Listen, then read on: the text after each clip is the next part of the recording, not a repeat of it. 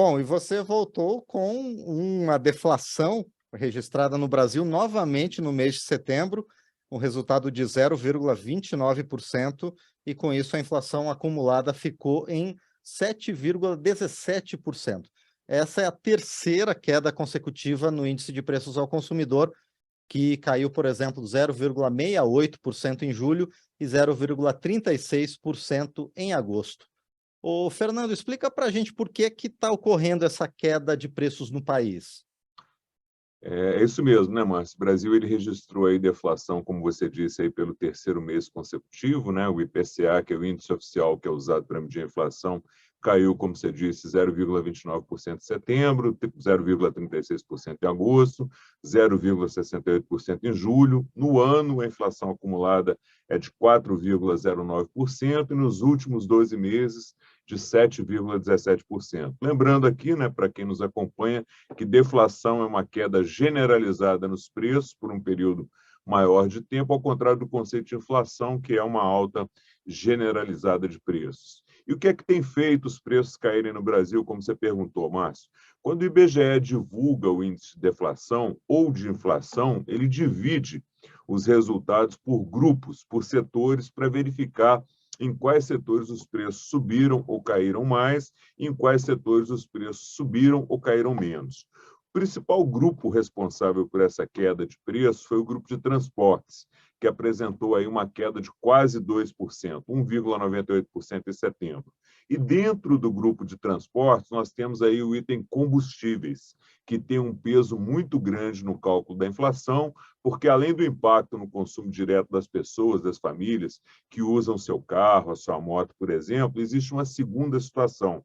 Ocorre também porque a maior parte dos bens e produtos produzidos e consumidos no país, eles são transportados por caminhões em rodovias que usam óleo diesel e que está dentro do grupo de transportes. Então, uma queda no preço dos combustíveis, ela se reflete de forma direta no preço dos outros bens da economia e impacta diretamente aí o cálculo global da inflação desse item. Então, quando os combustíveis sobem de preço, esse aumento é repassado em alguma medida para os preços e aumenta a inflação. E quando ocorre uma queda nos preços dos combustíveis, essa queda também é repassada, pelo menos em parte, para os preços dos produtos, o que gera uma redução nos preços, que é exatamente o que a gente está vendo agora. E o que é que causou essa redução nos preços dos combustíveis? Principalmente a redução que foi feita no ICMS cobrada sobre esses itens e que impactou fortemente esses preços. Para se ter uma ideia, Márcio, do impacto desses itens na deflação, em setembro, a gasolina registrou queda de 8,3%, o óleo diesel teve uma queda de 4,57% e o gás veicular teve uma queda menor, 0,23%, mas também teve queda. E, além da redução do ICMS, também contribuiu para a deflação desse grupo as reduções de preço feitas pela Petrobras no combustível que é vendido por ela para as distribuidoras. Essa redução ela é feita normalmente quando ocorrem reduções de preço do barril de petróleo no mercado externo. Além dos combustíveis e do grupo transportes, outro grupo importante que teve deflação, mas que vinha com uma alta de preços até o mês passado, foi o grupo de alimentação e bebidas, que teve uma queda de 0,51% esse mês. Para citar um exemplo aqui dos produtos que mais contribuíram para essa deflação, a gente pode citar o leite longa-vida, que foi o item que mais impactou esse grupo, com queda de 13,71% no mês, e também o óleo de cozinha, que apresentou aí queda no seu preço de mais ou menos 6% em setembro.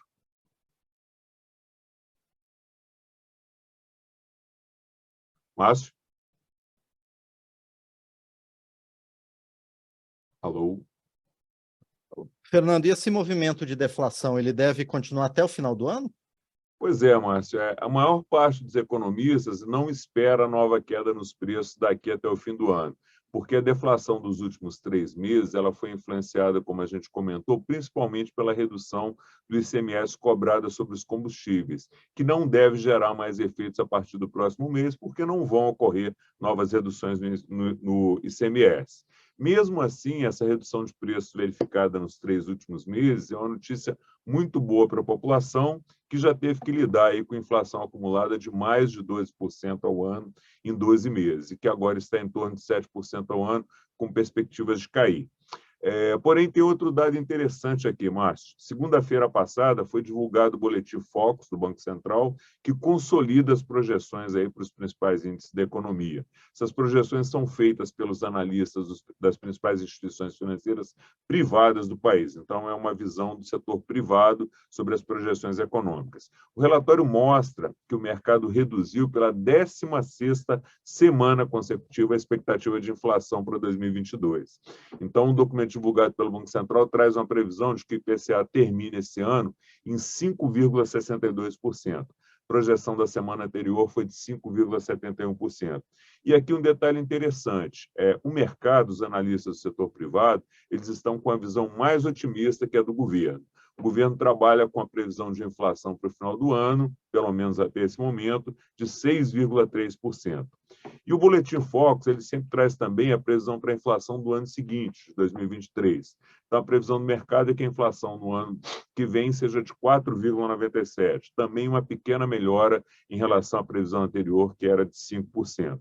E já que a gente está falando do relatório Focus, só para citar aqui um dado importante, o relatório traz também a previsão de crescimento da economia, né? Então, o mercado previu uma pequena melhora no crescimento do PIB para 2022, de 2,70% para 2,71%.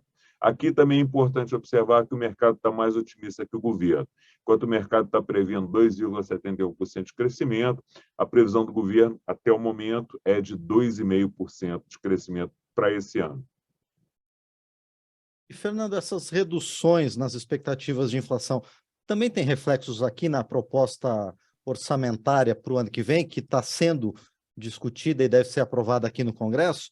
Como é que essa expectativa de redução da inflação pode efetivamente mexer com a proposta orçamentária? Tem sim, Márcio. Essa redução nas expectativas da inflação, elas têm efeitos não somente para a população, né, conforme a gente comentou, mas também para a proposta do orçamento do governo para o próximo ano, que vai precisar ser aprovada aqui, como você disse. A comissão mista de orçamento, com essa redução aí nas expectativas de inflação, vai precisar reavaliar os parâmetros econômicos que constam da LDO, porque quando esses parâmetros se alteram, eles também produzem efeitos e podem alterar os valores, os números da proposta de lei orçamentária. Vamos trazer dois exemplos aqui. A redução da previsão da inflação de 7,2% para 6,3% deve reduzir o limite do teto de gastos apresentado na proposta orçamentária. Como é que funciona o teto de gastos? Ele é um limitador para os gastos do governo do ano anterior, que somente podem ser aumentados para o próximo ano até o limite da variação da inflação. Então, foi colocado na proposta um valor para o teto de gastos, um limite máximo para os gastos do governo que se enquadram dentro do teto pelas regras atuais, com base em uma previsão de inflação de 7,2%. Se essa previsão de inflação cai para 6,3%, você vai ter que reduzir o limite do teto de gastos, você vai ter um teto de gastos menor em quase 1%, que é a diferença aí entre 7,2% e 6,3%. Outro parâmetro que vai alterar a proposta orçamentária é o INPC, que é o índice que é usado para calcular o valor do salário mínimo. Como há uma redução na previsão da inflação medida pelo INPC, 7,4% para 6,5%, aqui também quase 1% mais ou menos, 0,9%, o valor do salário mínimo também deve ser reduzido na proposta orçamentária do ano que vem, nessa mesma proporção. A expectativa é que a Comissão Mista de Orçamento se reúna com os membros da equipe econômica do governo para discutir essas novas projeções e já refletir esses números aí na proposta orçamentária antes dela ser votada. E para fechar, Márcia, a gente lembra aqui que a proposta orçamentária de 2023, ela precisa ser votada pela CMO até o dia 12 de dezembro e depois votada pelo Congresso até o dia 16 de dezembro para valer em 2023, no próximo ano. Esse foi um novo cronograma aí que foi estabelecido pelo presidente do Senado. É isso, essas são as informações principais aí sobre os impactos dessa redução aí na expectativa de inflação sobre o orçamento.